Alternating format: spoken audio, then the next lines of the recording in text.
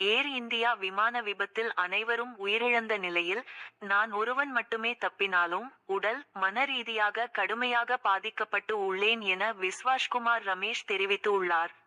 கடந்த ஜூன் 12ஆம் தேதி குஜராத்தின் ஆமதாபாத்தில் 241 உயிர்களை பலிகொண்ட ஏர் இந்தியா விமான விபத்தில் பிரிட்டனை சேர்ந்த 40 வயது விஸ்வாஷ்குமார் ரமேஷ் மட்டுமே உயிர் பிழைத்தார். அதே நேரத்தில் ஒரு சில இருக்கைகள் தொலைவில் இருந்த அவரது தம்பி அஜய் விபத்தில் இறந்தார். விமான விபத்து புலனாய்வு பிரிவு தனது முதற்கட்ட அறிக்கையில் விமானத்தின் 2 இன்ஜின்களுக்கும் எரிபொருள் விநியோகம் ஒரு வினாடி இடைவெளியில் துண்டிக்கப்பட்டதாகவும் இதனால் விமானம் புறப்பட்ட சிறிது நேரத்திலேயே விமானி அறையில் குழப்பம் ஏற்பட்டதாகவும் தெரிவித்துள்ளது. இந்த சம்பவம் நடந்த சில மாதங்களுக்கு பிறகு தற்போது ஆங்கில செய்தி சேனலுக்கு விஸ்வாஷ்குமார் ரமேஷ் அளித்த பேட்டி. நான் உயிருடன் இருப்பவர்களில் மிகவும் அதிர்ஷ்டசாலி. நான் மட்டுமே உயிர் பிழைத்தேன். ஆனாலும் நான் அதை நம்பவில்லை. இது ஒரு அதிசயம். இப்போது நான் தனியாக இருக்கிறேன். நான் என் அறையில் தனியாக அமர்ந்திருக்கிறேன். என் மனைவி என் மகனுடன் பேசுவதில்லை.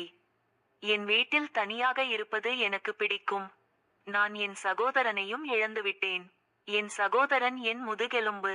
கடந்த சில வருடங்களாக அவர் எப்போதும் எனக்கு ஆதரவளித்து வருகிறார். தனது குடும்பத்தினர் இன்னும் இந்த துயரத்தை ஏற்றுக்கொள்ளவில்லை.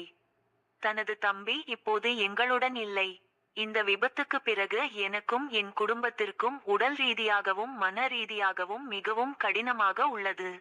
கடந்த 4 மாதங்களாக என் அம்மா தினமும் கதவின் வெளியே உட்கார்ந்து எதுவும் பேசாமல் இருக்கிறார். நான் வேறு யாரிடமும் பேசுவதில்லை. வேறு யாருடனும் பேச எனக்கு பிடிக்கவில்லை. எனக்கு அதிகம் பேச முடியாது. இரவு முழுவதும் யோசித்துக் கொண்டிருக்கிறேன். மனதளவில் கஷ்டப்படுகிறேன். ஒவ்வொரு நாளும் முழு குடும்பத்திற்கும் வேதனையாக இருக்கிறது. எனது கால், தோள்பட்டை, முழங்கால் மற்றும் முதுகில் தொடர்ந்து வலி ஏற்படுவதால் அவதி அடைந்து வருகிறேன். என்னால் எந்த வேலை செய்யவோ அல்லது வாகனம் ஓட்டவோ முடியாது. நான் நடப்பதற்கு சிரமப்படும் போது என் மனைவி உதவுகிறாள். இவ்வாறு விஸ்வாஷ்குமார் ரமேஷ் கூறினார்.